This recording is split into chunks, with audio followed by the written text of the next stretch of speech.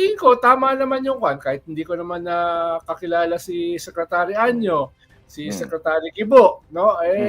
Tingin ko ay logical naman yung sinabi nila.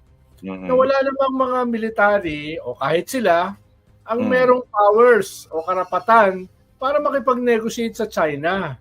Diba? Ang gumagawa niyan yung ating Department of Foreign Affairs, ang gumagawa niyan yung ating presidente, tapos gagawa ng kasunduan, no? Yun yung gawi sa ganyang klaseng mga negosasyon, no?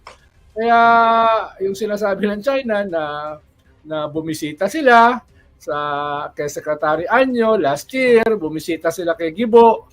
Usually naman ginagawa yung mga yan, yung mga pagbisita. Sino ba namang ugok sa gobyerno ang papayag na magkaroon ng ganyang klaseng agreement? Panalo na tayo ng 2016 pa.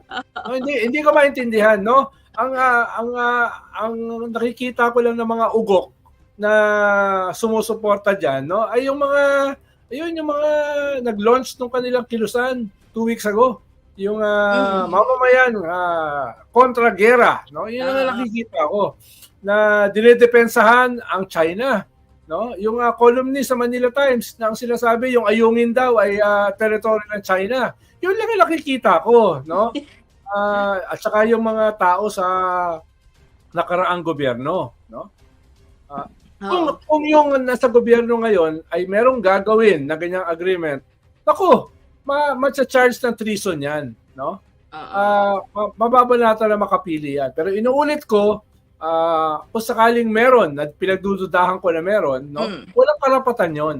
Walang karapatan, no? Walang right para makipag-usap, walang right na makipag-negotiate, walang right na gumawa ng kasunduan, no? At alam yan ng gobyerno ngayon.